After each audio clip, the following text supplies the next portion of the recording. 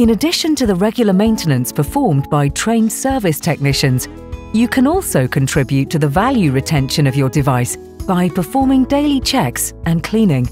The daily inspection of the coarse and fine sieve in the washing chamber protects the water circulation against dirt particles or small parts.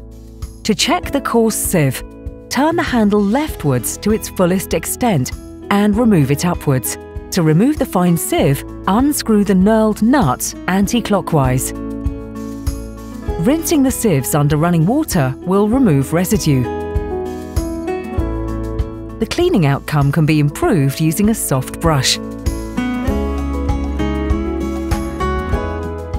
In addition to cleaning the sieves, we recommend visual inspection of the door seal, the rinse arms, and the other accessories.